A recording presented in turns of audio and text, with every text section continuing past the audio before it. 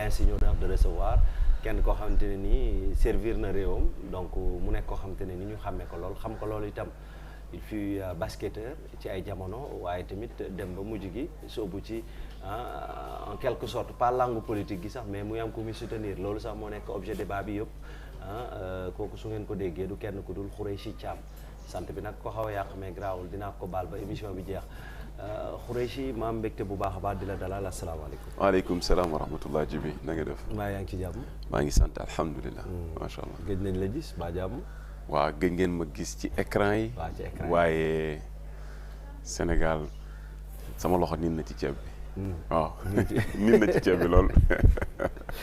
kon loolu soo ko waxee mooy tout le temps yaa ngi ci dëkk bi. bien sûr obligé. c'est la période on est obligé. alors déjà yaa ngi fii Sénégal. bien après débat bi dinañu waxtaan ci lu bëri. mais dañ koy tàmbali par réew mi ak tolluwaay wi. déjà bu ñuy wax réew mi ak tolluwaay wi on a l'actualité phare moom mooy lu jëm ci wàllu conseil constitutionnel. ndaxte dañuy am ci destinée yu ñu war a dem. avenir bu Sénégal déjà fii lañ ko mën a jàppandeeku. mooy lan élection présidentielle la ñuy jëm ñu nekk ci vérification parrainage. pour ñu bëgg a nekk candidat ci élection yooyu noonu. waaye liñ ci seetlu mooy ku mel ni Ousmane Sonko. ak leader yu bëri. ñenn ñi dañ naan seen candidature fi mu toll nii ci parrainage bi dañ leen a invalidé. alors yow jàngat ban nga ci mën a def ci depuis le début vérification yi jusqu'à bi mu jeexee. bon d'abord Djibril da nga may tuuti. ma nuyu askanu Sénégal. di naqarlu encore une fois suñu mbokk jullit yi nga xamante ne ñoo nekk Palestine. ñuy dund lu metti tous les jours. ñu di massaw waaye di woo suñu mbokk ulama jullit yi yëpp. ñu am ci taxawaay. waxtaan si xool nu ñu utee solution. ndax jàmm moo am solo te si jàmm la àdduna bi mën a avancer. donc ñu ngi leen di ñaanal. jàmm dellu siwaat si zone boobu ndax suñu ay mbokk lañ. ginnaaw loolu ñu ngi massawu di jaale suñu mbokki sénégalais yi nga xamante ne décédé nañ ñàkk nañ seen bakkan ci lii di ko illustrer sama ginnaaw sama kanam du moins mooy gaal gi. am na ñu bëri ñoo xamante ne dugg nañ si gaal gi. pour raison diverses yoo xam ne mën nañ si waxtaan fii ba suba. seen bakkan rot na si. ñu leen di massawu seen famille mais di leen jaale. waaye it suñu mbokk yi nga xamante ne jël nañu avion yi. dem ba fële ca Nicaragua yoon ba la ñu jël pour dugg. ca réew mi nga xamante ne falaa dëkk partiellement. muy Amérique. ba fan yi rek am na benn ci suñu jeune bu décédé boo xam ne dañ ko tiré par balle. donc di massawu ay famille am. waaye it di jaale Sénégal. te loolu li ko waral yëpp gëm naa ni bu ñu xuusee ci waxtaan bi. inch'Allah mën nañ ci gën a laal. di ci nuyuwaale askanu Sénégal yëpp. am na solo ginnaaw loolu di rafetlu invitation bi di leen ci remercier. et di xuus nag ci question bi nga ma laaj. naam tey mën naa ne egg nañ ci cappaandaw bi. li nga xamante ne mooy vérification parrainage bi nga xam ne ci juróom-ñeenti ponk yi nga xamante ne moom la ñuy valider la candidature d'un candidat. bi nga xamante ne bëgg na. dem ci jongante yi nga xamante ne mooy uti njiitum réew bi nga xamante ne mooy suñu réew mooy Sénégal. ñu yóbbu ko fee ci kër gi nga xamante ne moom la ñu yaakaar ni ñoom ñooy gardien wu constitution wu Sénégal. mu am fa juróom-ñaari mag mën naa leen tuddee ay kilifa. waaye mën naa ne peut-être ci njort war nañu mën a laxasaayoo sagesse. ñu leen di woowee les sages. sept sages ñu yóbbu fa seeni ay këyit ak seeni ay demandes yi nga xamante ne moom lañ leen di laaj. benn ci étape yi la ñu tollagum. muy vérification parrainage. te gis nañ ñu bañ ko commencé semaine dernière ba léegi am na lu bari lu ci xew. loo xamante ne xëy na suscité na ay questions. waaye suscité na aussi. ñu def ci taxaw seetlu. c'est important. su ma nee taxaw seetlu mooy tey jii comment on peut expliquer des électeurs fantômes ci réew mu toll na Sénégal ñu jaar ci ñaata élection la ñu jaar def parrainage bi nga xamante ne man personnellement je suis contre le parrainage. parce que dama ko contre parce que dafay à la limite dafay limiter chance su sénégalais bi nga xamante ne droit wam la mu laajte li nga xamante ne ñëpp a ko bokk parce que tey jii boo filtré nga créé benn filtre boo xamante ne surtout filtre bu mel ni parrainage nga xamante ne lu ci lënt yu bëri daf cee am yoo xam ne war nañ ko mën a saytu xool ko nuñ ko mën a defaree su fekkee mënuñu ko éliminer ñu xool nan lañ ko mën a gën a alléger pour que kenn ku ci ne mën a am chance bokk ci lii nga xamante ne mooy jongante yi. mais est-ce que kon parrainage bon na est-ce que du la manière bi ñuy sooboo ci parrainage yi peut-être moom la ñu mën a décrier. loolu moo tax ma ne la man personnellement parrainage d'accord ma si. D'accord. mais su fekkee ni man sama xalaat rek mënul doy. parce que Sénégal moomuma ko. dama ko bokk ak ay nit. te bu fekkee ni majorité bi. dañu gis ni parrainage bi. lu war a mën a am la. dama si ànd ak ñoom parce que dama bokk ci réew. malgré yow malgré man du ma xool li ma neex rek damay xool li ñu bokk mën ñu jëriñ ñun ñëpp. intérêt général. mais nañ ko xoolee nuñ ko mën nañu xool nuñ ko mën a defee nuñ ko mën a saytoo ba mu gën a adéquat ak réalité wu Sénégal ak réalité socio-politique wu Sénégal mais tamit ñu alléger ko pour kenn ku ci ne mën a am sa chance pour mën a dem ci jongante. ci kaw loolu.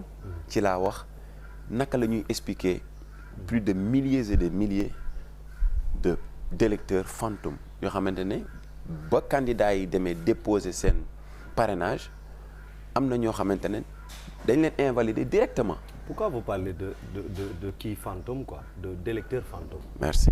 Fantôme parce que existé wul gisuñu ko bu ñu dugalee clé bi si biir fichier bi nga xamante ne ñoom moom la ñu yore moom la ñuy utiliser mu nekk seen matière bi nga xamante ne moom la ñu en anglais data mooy données seen base de données bi nga xamante ne foofu la ñu ne foofu la fichier bi nekk électeur bi nga xamante ne dafa nekk moom candidat la mu ñëw indi parrainage am bu ko joxee waa conseil constitutionnel bu ñu ko dugalee ci seen machine daf leen nee nañu ñoom ci seen i wax ñi bokkuñu ci fichier bi wala gis ñu leen ci fichier bi te kooku ñuy wax dafay am carte électeur am numéro d'électeur am numéro expiration am filiale yi ñuy laaj yépp pour carte d'identité am na ko donc kooku fantôme la parce que comment tu peux avoir une carte d'identité bon et due forme nga parrainer nit ñu ne la yow existé wu donc loolu dafay indi taxaw seetlu.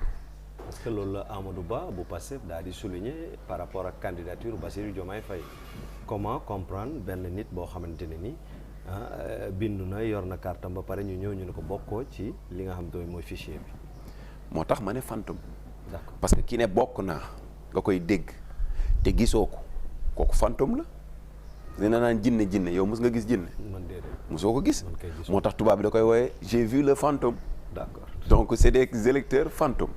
mais ci kaw fantôme boobu ndeysaan 12000 yi nga xamante ne concerné ñu ne ñun. waa Pastef ñun. ñu ne existé wul bañ ko saytoo ak suñu ay experts on s'est rendu compte que ni réellement ils ne sont pas des fantômes. non. comment ça.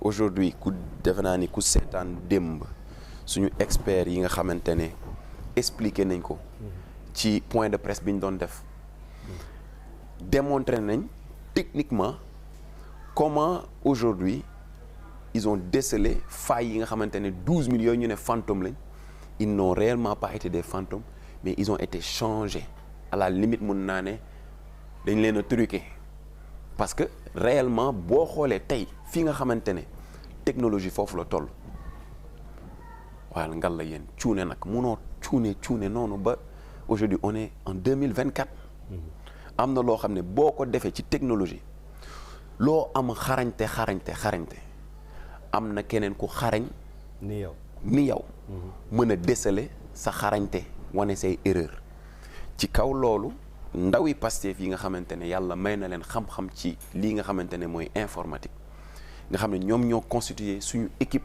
parrainage ki nga xamante ne muy Fatima Meng nga xamante ne ñëpp xam nañ xarañteem ak jàmbaaram ci parrainage yi nga xamante ne jàll na fi yëpp décelé nañ erreur yi nga xamante ne def nañ ko ci suñu 12 millions ñu ne dañu leen invalider parce que ils sont fantômes te incha allah fii ak i fan dinañ ko wane ak suñu ay techniciens comment ça s'est fait.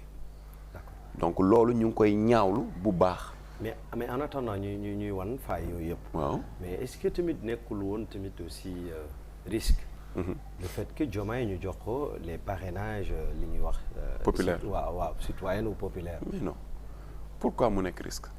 parce que buñ ko joxoon peut-être yu élus locaux yi wala yeneen ak yeneen d'office jàll na duñ nekk fi sax di wax. écoutez alors que si on avait donné ça à Ousmane Sonko. donc peut-être bu ñuy wax dañ naan lui il est populaire. warul mun a toog benn yoon di jàll di ñu naan jàll naam jàllu. mais est-ce que mënul woon nekk l'inverse quoi. non tu sais mën naa comprendre sa analyse. waaw mais je pense que des décisions logiques n'existent que pour la personne qui décide. tout à fait. N'est-ce pas? Je suis d'accord. Donc aujourd'hui cette logique je te l'accepte mais elle n'est pas notre logique à nous. mën ngeen ko bañ a partager quoi. Mën ngeen ko respecter mais mën ngeen ko bañ a partager quoi. Merci. Le président Ousmane Sonko mooy suñu njiit ñu jiital ko wóolu ko d'accord te duñ ko piis parce que buñ ko piisee day gestu te buñ ko yàggee di piis bu yàggee dana yéex ci yoon bi te dañ koo yàkkamti. dégg naa la. donc dañ koy bàyyi mu doxal ndax dañoo wóolu liñ ko jox ndax ñun ñëpp xam nañu ne le président Ousmane Sonko aujourd'hui est plus ou moins le parallélisme au projet qu'il nous a exposé, vendu et qu'on a accepté. D'accord. Donc moom moo jël décision ne nañu doxalee nii dañ ci ànd ak moom Diomaye Faye moom la ñu jox le parrainage populaire. Mais aujourd'hui kenn mënul weddi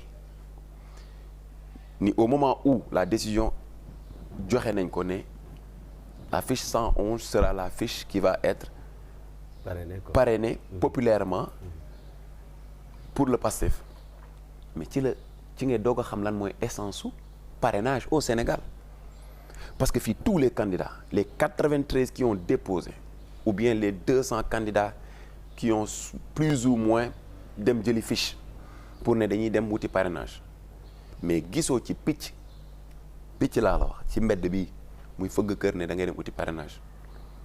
moo tax bon foofu noonu peut-être la question qui bu ñëpp di ñu bëri di poser mooy comment comprendre également vu li nga wax ni ampleur beeg popularité beeg yooyu noonu benn parrainage yu ku mel ni Anta Babacar Ngom jàll sans souci professeur Daouda Ndiaye jàll sans souci un Bassirou Diomaye Faye nekk ci ay positions yu ñaan day mottaleeg du mottale. Écoutez, on est en politique aujourd'hui et je pense que c'est l'arène politique qui a été ouverte et Anta Babacar Ngom je la respecte parce que bu dul dara sama nawle la sénégalaise la am na droit dem wuti parrainage am na droit ni dama soxla réew mi waaye bu ñu naxante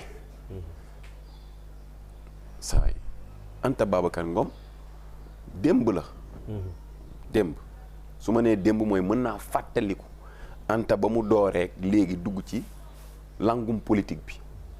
bi ñu annoncé candidature yi sax lañ ko dégg. exactement donc tey jii Diomaye sax sori na parce que man gëm naa ni le parrainage de Diomaye sori na Anta Babacar Ngom boo ko comparé tey jii ak kii nga xamante ne par exemple mooy Bougane Gueye Dany parce que boo xoolee en entité politique Bougane Gueye Dany est 10 fois plus présent politiquement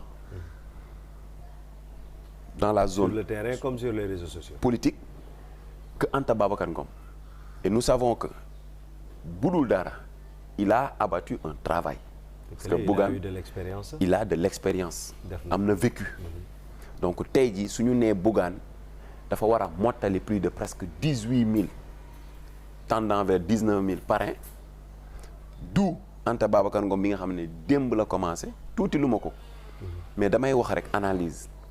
non mais ci fi ñu nekk sax dafa tuuti sax. par voilà rapport ak mais moom ñeneen laa la wax parce que Anta Babacar Ngom mënul wër Sénégal ci circonférence bi mu toll pour mën fi dajale parrainage bu toll noonu. mu ñëw mais Anta Babacar Ngom ku ko ne gañeel sa quartier mënu ko Anta Babacar Ngom mënul nekk maire tey jii bu ñu defoon tey tëgg maire quartier wam laa wax quartier wam mënu ko gagné mën na gagné nag quartier wu ginaar yi ndax nag moom champion la ci ginaar yi kooku moom kenn werantewu ko champion la ci ginaar yi champion la ci entreprise bu muy nekk waaye nag il faut donner à César ce qui appartient à César. Si c'était dans le domaine de l'entrepreneuriat. Si exactement, kenn du wax. Elle est bien parce que elle est bien entourée. Papam def na fi loo xamante ne ci liggéey. il a jalonné ilaa yow mi din dañ koy wax quoi. def na fi loo xamante ni kenn mënu ko weddi te loolu Sénégal dafa soxla ñu mel noonu. pour ñu développer l'entrepreneuriat au niveau du Sénégal d'abord. et tendre vers d'horizons divers. Mais dans le domaine politique, il faut qu'on se dise la vérité. La politique, il y a une réalité. C'est-à-dire, il y a un vécu, il y a de l'existence, et aussi il y a de la matière. Et aujourd'hui, Anta Babacar Ngom n'a pas encore acquis cette expérience politique pour pouvoir, aujourd'hui... Sinon, ce serait très, très prématuré, quoi. Allez, 45... Tout le monde. C'est bien. Mais ça suscite aujourd'hui des questions à aujourd'hui la fiabilité de cet examen de parrainage au Sénégal parmi les candidats. Dafa mel ni dafa am ñenn ñoo xam dañ leen di favoriser pour des raisons diverses am ñenn ñoo xamante ne bu ñu automatiquement dañ leen di bloquer. Parce que bu dul dara mais tey jii. Thione Niang a plus de popularité que Anta Babacar Ngom. Parce que bu dul dara. Thione Niang au niveau national et international pèse 10 fois plus que Anta Babacar Ngom, honnêtement. Politiquement parlant, bagage intellectuellement parlant, Thione Niang pèse 10 fois plus que Anta Babacar Ngom, politiquement. Mais nag ñu ngi ci politique. D'accord. Ce qui se fait, c'est de la politique politicienne. Ak ay réalité. Donc nañu accepter et puis on avance inchallah. Surtout au Sénégal. Oui. Déjà ñu delluwaat un peu ci Ousmane Sonko. Oui. Bassirou moom wax nañ ci mais Ousmane Sonko déjà son cas c'est un cas très particulier.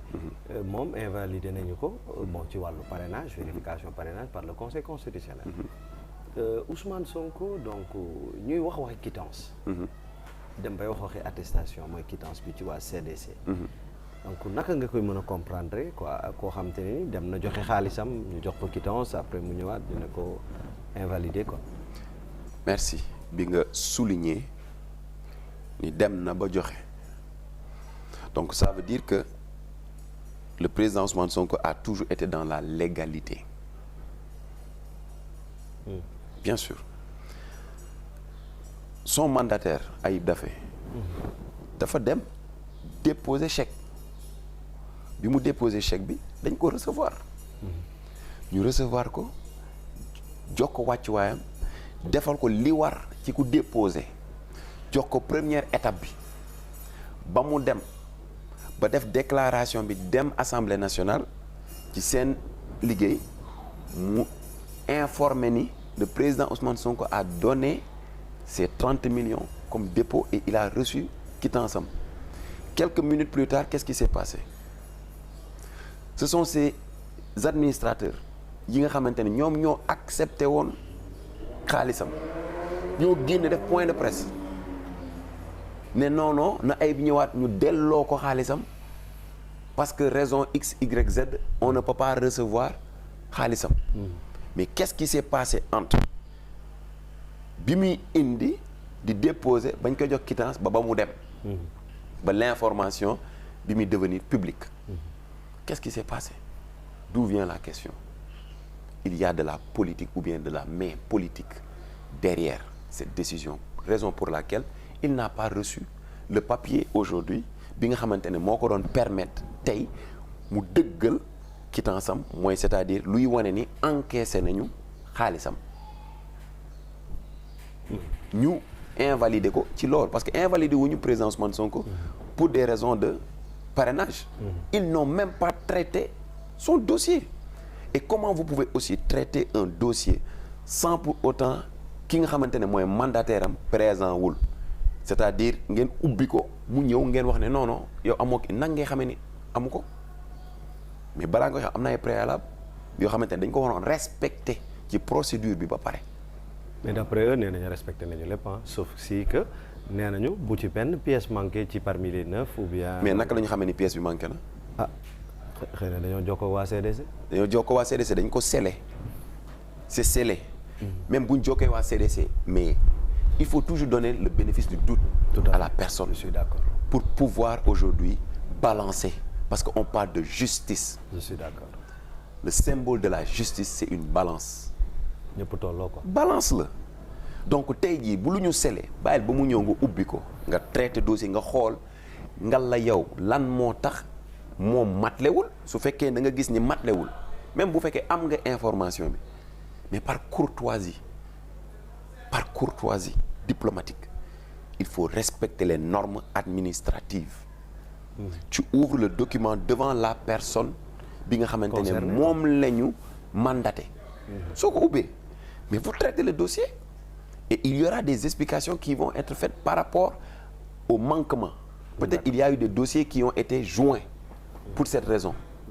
Et aujourd'hui il y a eu une jurisprudence bi nga xamante ne amoon na en 1998 pour un candidat pour une raison telle et telle raison bi taxoon déposé wul dafa dem d'après ce qui a été expliqué mu dem fekk ñu tëj ko ñooñu minuit la ñu waroon tëj mu dem fa 19 heures fekk ñu tëj mu indi huissier bi ñëw constaté mais ba mu demee constat d'huissier bi mu joindre ci document bi li tax mu waroon déposer vendredi mu déposer lundi ça s'est expliqué d'où la jurisprudence qui devait être utilisée aujourd'hui parce que le président Ousmane raison bi tax joxuñu ko loolu a été déjà traité par la justice doublement de Ziguinchor à Dakar.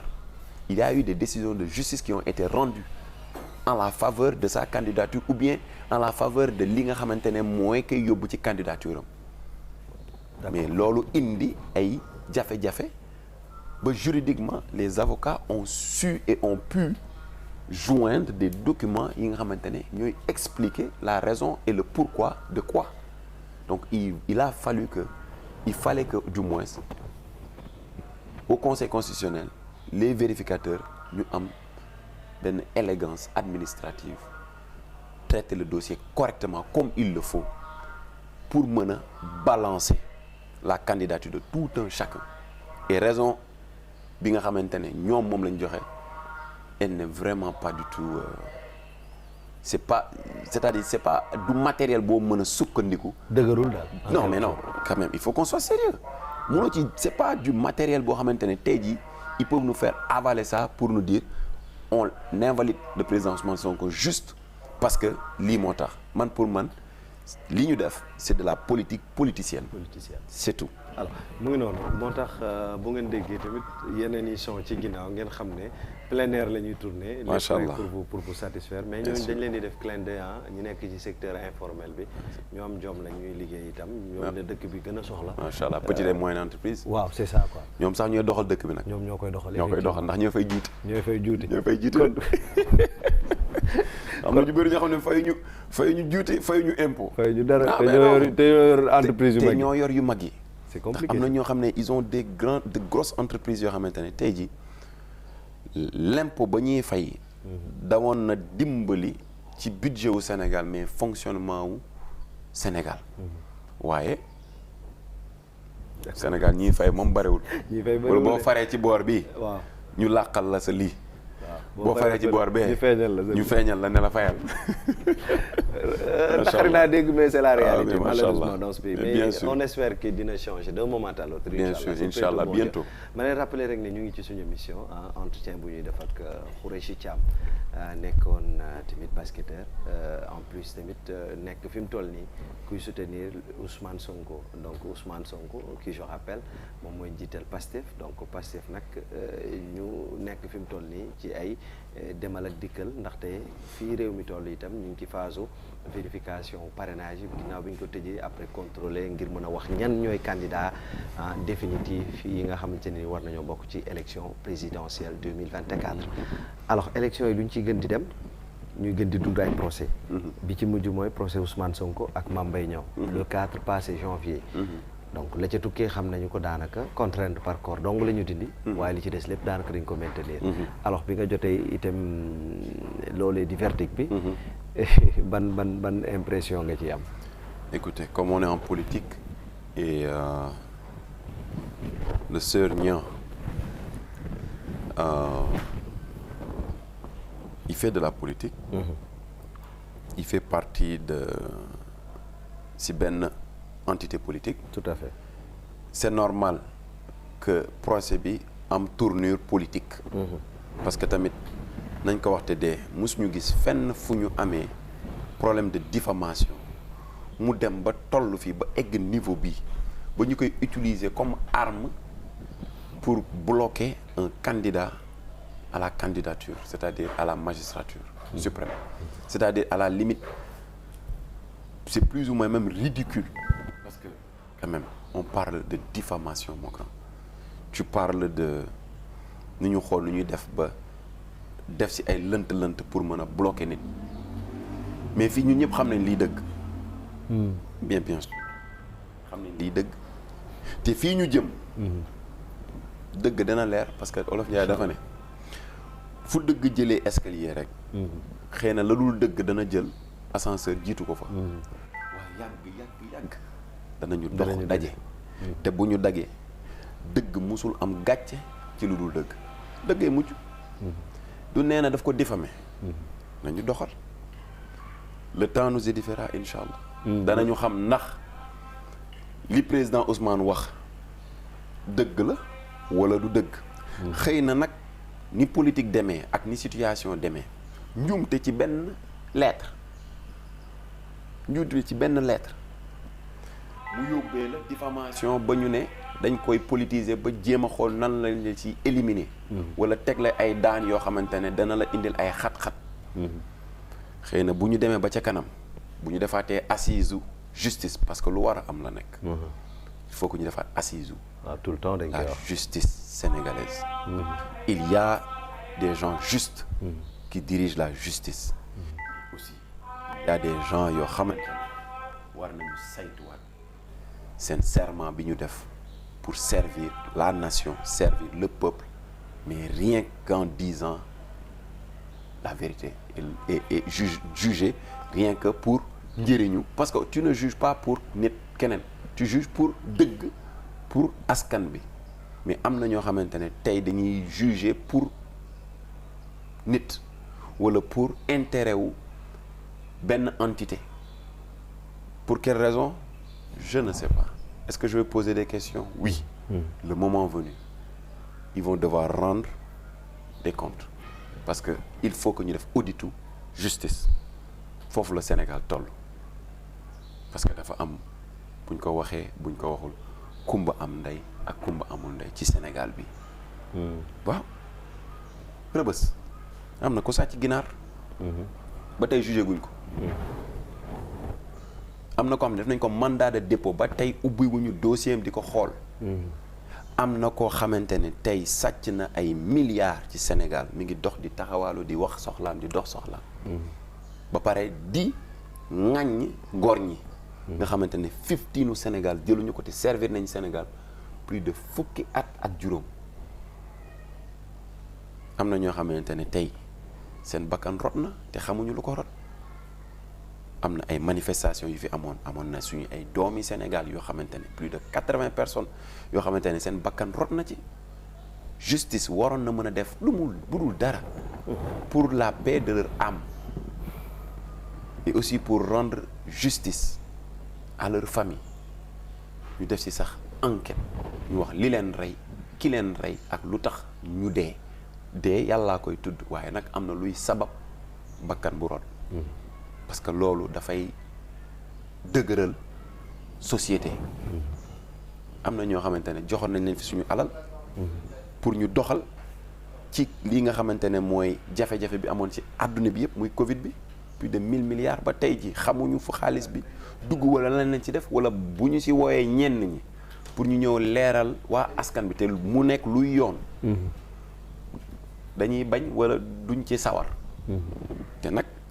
su ma la dénkee nag war naa la mën a laaj ndax Olof Njaay dafa ne su ma la dénkee laaj la wala seetu la du parce que wóoluwuma la waaye damaa bëgg rek ànd gi gën a mën a dëgg confiance gën a mën a am jeex na mais déjà est-ce que fi ñu toll nii war nañoo mën a toll nañu fu ñu war a mën a dissocier agenda politique ak agenda wu justice ndaxte dernières années yi dañ ciy dégg ñu ne dañoo laalante ñaari agenda yi naka la ñu mën a def ak ndax toll nañ ci fu ñu koy tàqalee itam su dee am na maanaam faram fàcceel ma ko tuuti déjà dañuy wax ne mbiru politique day dem ba dugg ci wàllu justice te alors que waru nekk yoon ci réew mu normal moo tax ma ne ndax jotul itam loolu bu dee am na ñu dindi ko ak naka la ñuy mën a def itam bu dee am na naka la ñu mën a def ba dindi ko séparation de pouvoir kon amul pouvoir yi séparé wu dafa non mais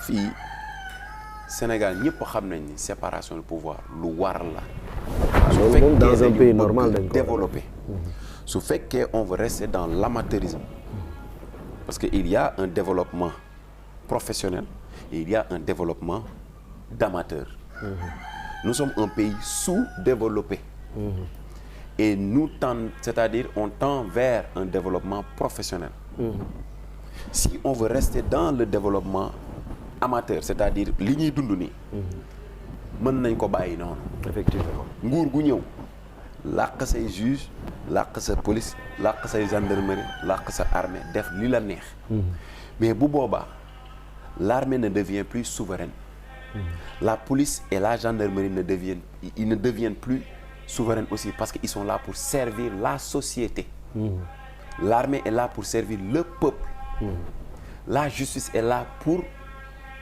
la société mais aussi pour le peuple d'accord aujourd'hui su fekkee ni parce que je suis le président de la République ou bien j'occupe des postes yoo xamante ne c'est des postes politiques parce que un ministre de l'Intérieur c'est politique il est nommé c'est pas parce que da nga am benn hiérarchie bu avancée de par ton expérience ou bien de par ton expertise ou bien de par son savoir-faire que lañ lay def ministre de l'Intérieur ou bien ministre de la justice ou bien ministre des forces armées non c'est parce que il y a un président de par la magie de son stylo il choisit la personne qu'il pense qui peut faire le travail à ce poste mais aujourd'hui li nga xam ne mooy justice dafa war a am séparation de pouvoir loolu moo am ci réew yëpp boo jëlee États-Unis mais Trump il a 47 chefs d'accusation il n'a pas été le président de la République ouais.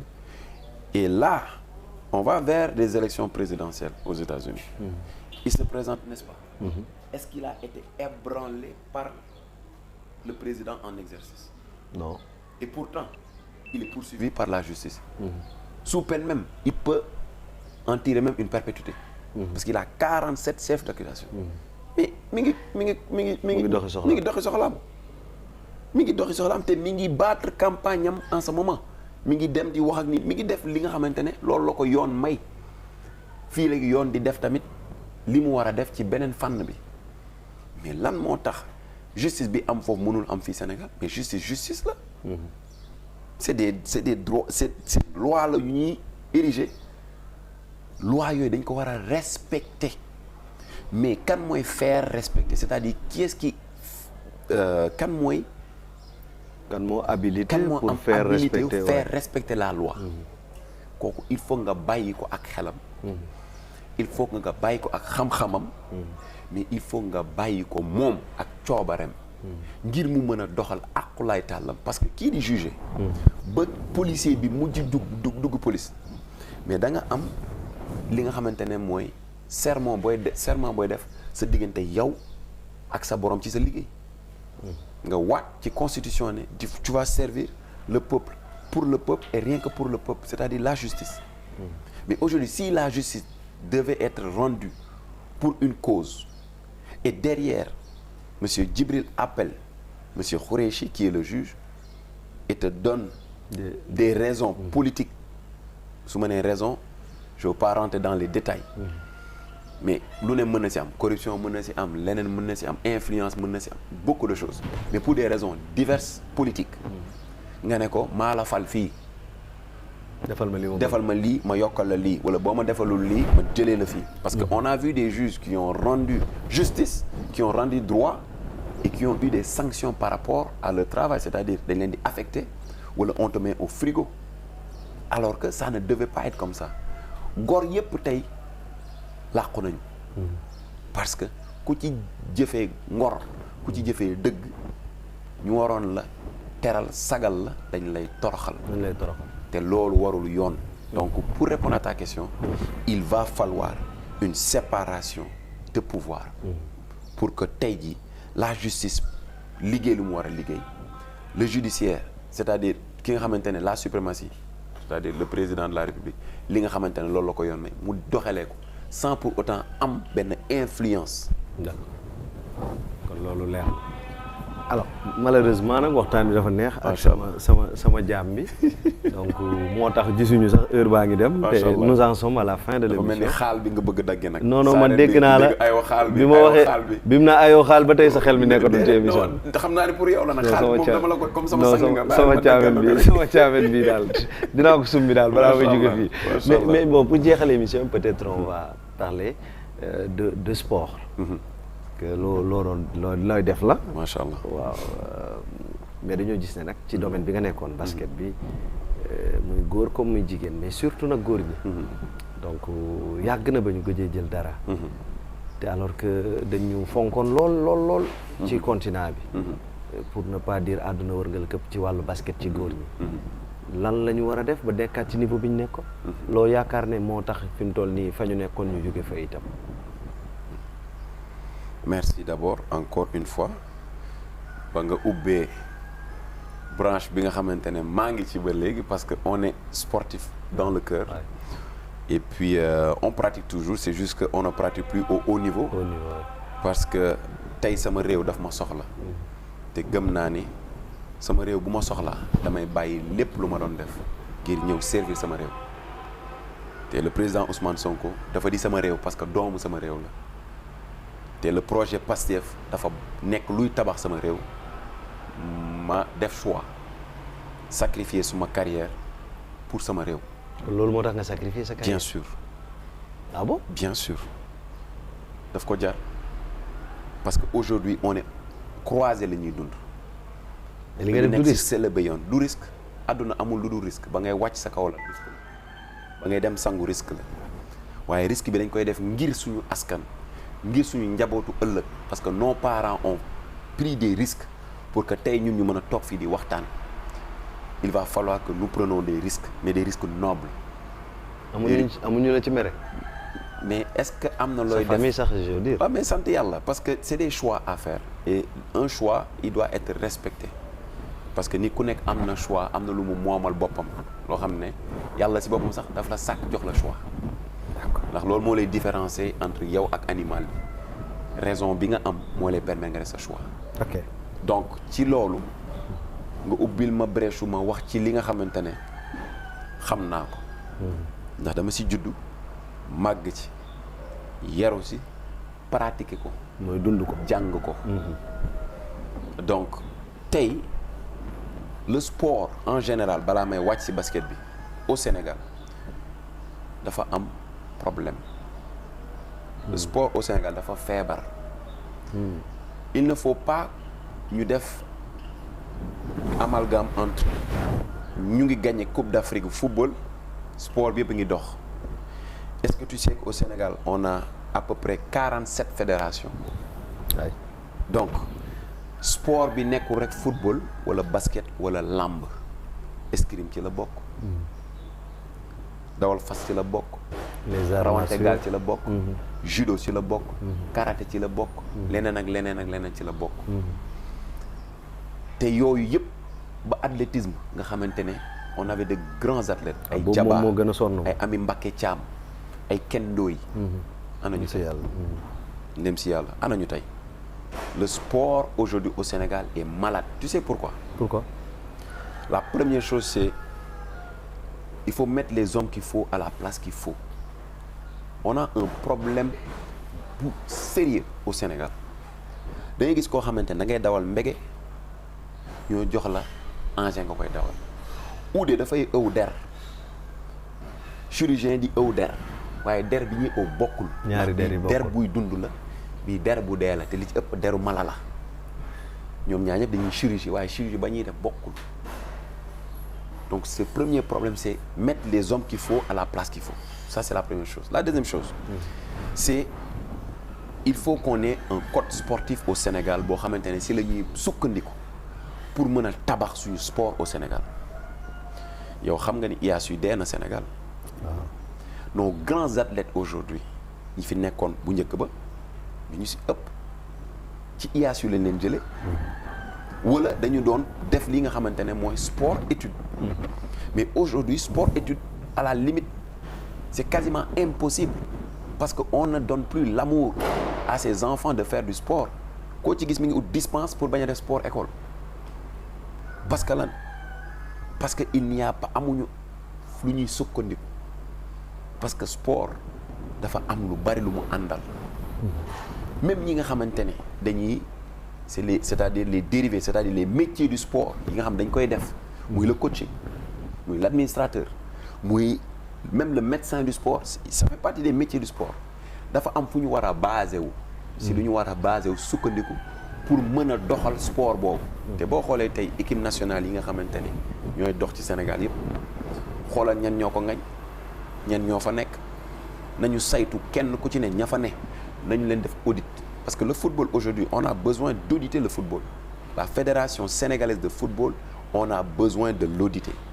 pour mën a xam fi ñu toll mën a xam lu ñu am lakki mais mën a xam nan la ñuy defee projection pour pas li ñu am nii c'est-à-dire les lions qu'on a aujourd'hui mais comment on va former d'autres former une continuité pour pouvoir gagner parce que le Sénégal regorge d'athlètes naturels parce que on est des Sahéliens de nature mais le Sénégalais en prototype c'est un sportif il a toutes les aptitudes pour être un sportif mais maintenant il faut que mu am lu koy accompagner il faut que mu am lu koy encadrer te loolu yëpp il faut un code de sport bu sérieux si loolu la ñu mën a sukkandiku pour fal coach si moom la ñu mën a sukkandiku pour def leneen ak leneen ak leneen loolu beneen problème la troisième problème mooy on est trop dans l'amateurisme le sport nous a dépassé Claude Constantino ñu ñoo ko formé Sénégal moo ko formé le Cap-Vert bi tey équipe nationale Cap-Vert garçon je le dis avec beaucoup d'amertume c'est-à-dire dama koy wax ak xol bu naqari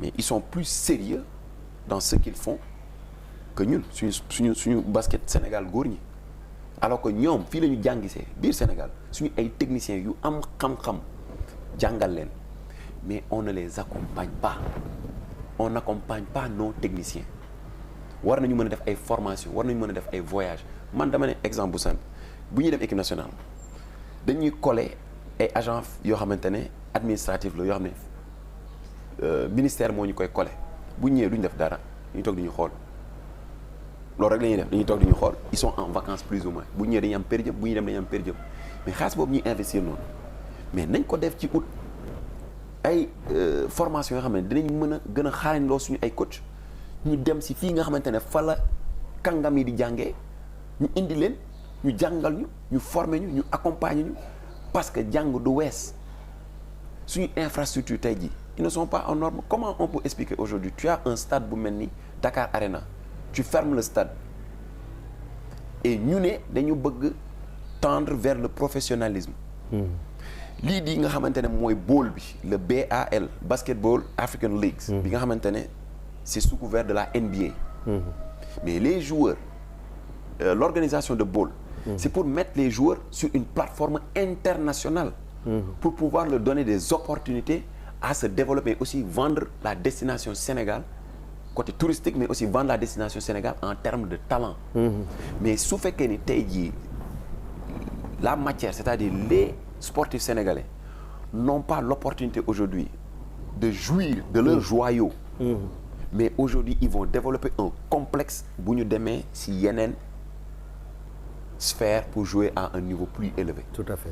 Parce que tey jii Dakar Arena dañ ko war a ubbi pour le championnat dañ ko war a ubbi même bu dul dara buñ ko mënul jouer loo foofu noonu peut-être tout le championnat mais ay coupe du maire ay coupe arc-en-ciel ay coupe du Sénégal on doit pouvoir le jouer là-bas tout à fait et faire une bonne politique de marketing pour pouvoir vendre sport basketball pour que nit ñi di dem parce que tamit il faut que les amateurs ñuy dem ci stade bi di fay parce que loolu mooy permettre ñu mën a am ay fonds yuy doxal stade bi ñu mën a entretenir stade bi mais aussi ñu mën a jaay le sport bi nga xamante ne moom la ñuy pratiquer mooy le basket mais tey jii est-ce que xam nga Dakar Arena dañ koy louer Dakar Arena oui.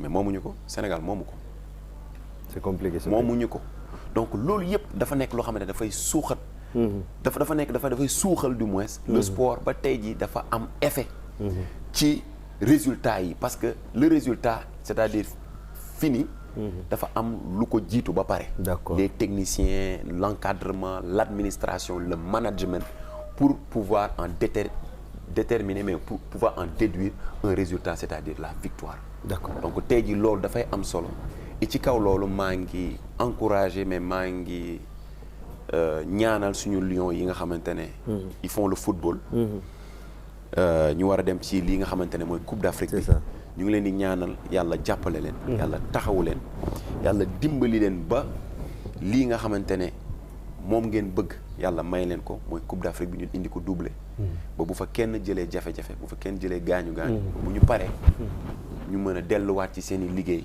pour mën a wëyal mais jaay la destination sénégalaise en tant que ambassadeur. Justement foofu noonu am naa benn une minute buñ ma may xam naa ne ñii dinañ ma ko may. mais c'est pour parler de la CAN bien sûr. Sénégal poulam bi pratiquement ñoo xam te ni ñu ko jegele ñu mu xam la. mais ku ci mel ni Gambie. il est important de parler de Gambie. xam nañu fi ñu jógee woon ak moom fii ci Sénégal. parce que man chaque jour damay wax ne Gambie moo tax sax ñu dem ba jël coupe bi. parce que moo ñu tàmbaloon fii nii ci Maris stade Léopold Sédar Senghor. waaw moom Togo Côte d'Ivoire yooyu noonu ay débâcle yoo xam te moo ñu forcé quoi oui. Maintenant finalement yow nga nekk international. bu ñuy dajeek ñaari dëkk yu jege. yoo xam ne loolu derby la. donc ban comportement la ñu war a am. loolu la ñuy wax border war. mooy ki wax en anglais border war mooy c'est la guerre des frontières. border war te loolu dafa neex ci sport. Gambie ak Sénégal benn la. les Gambiens sont des Sénégalais. Je ne sais pas qu'est-ce qui s'est passé et je vais retourner dans l'histoire pour voir comment ça s'est fait que Gambie ak Sénégal ñu tàkkali ko. Gambie am na lu bari loo xam ne Sénégal da ko soxla day doxal Sénégal. Sénégal am na lu bari loo xam ne Gambie da ko soxla dañu war a fusionner. et loolu ci projet PASTEF l'Union africaine dana indi ba ñëpp ñu doonaat benn. parce que on a besoin de cette unité. mais loolu dafa am solo parce que tey jii ay kal la ñuy doon dafa mel ni comme man ak yow rek. saareen beeg caamin bi ni ñu nekk ay kal. d'accord Gambien bi ak Sénégalais bu ñu naree daje tey dafay neex. dafa naa nekk lu neex mais tamit techniquement dafa war a nekk loo xamante ne dañu war a montrer dañu war a wone suñu xarañte te loolu du kenn ku koy def lu le technicien et les joueurs. d'accord te bu boobaa ñoom ñoo ko war a neexal mais dañu jàpp ni le sport c'est pas pour diviser c'est pour unir donc quel que soit alpha lu mën a am il faut que ñu fàttaliku ni. Le sport c'est pas pour diviser. mais ban comportement la ñu war a am. comportement bi ñu war a am mooy comportement gagné. gagné vainqueur. d'accord c'est tout rien d'autre bu ñu demee ñu duma leen wan leen ni ñun ñoo leen mën. te ñoo leen mën ñu duma leen c'est tout. d'accord c'est important en tout cas. li mu nekkoon waxtaan bi man ak Khoureyssi Sarr. Khoureyssi Thiam. Khoureyssi Thiam kon d'accord naa. alors merci beaucoup ça fait vraiment un plaisir. ñu bokk jotaay bi quoi. le plaisir est partagé et Djibril soo ma mayee benn 30 secondes. allez-y. Comme on a parlé de politique et on a jonché un peu plus ou moins jalonné sur le sport damay dellu si waat si politique.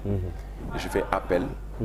aux Sénégalais pour que tey jii ñëpp dem jëli seen i ay carte d'identité ñu dem jëli seen carte d'identité mais bu ñu ko jëlee ba pare nañu dem fële ca daaf surtout ñi nga xamante ne dañuy doog a am carte d'identité wala dañuy doog a defarlu seen carte d'identité ñu dem ca daaf ñu laajte ndax seen carte d'identité actif na pour ñu defal leen mise à jour pour que ñu mën a bokk ci lii nga xamante ne mooy jongante yii di ñëw bu ko weesoo may woo opposition bi ñu dajaloo def benn say pour laajte lii nga xamante ne mooy fichier électoral bi parce que lu war a am la dañ ko war a xool dañ ko war a saytu ngir mën a bañ bu ñu demee ba ca cappaandaw mu am ay jiixi jaaxal sénégalais nañ doon benn patriotes yi soyez disciplinés soyez patients soyez endurants parce que nous sommes incassables nous les patriotes nous sommes incassables et le président Ousmane Sonko est le seul et unique génie aujourd'hui politique de ce pays-là te il l'a montré et on le démontrera inchallah le 25 février la victoire a commencé depuis hier,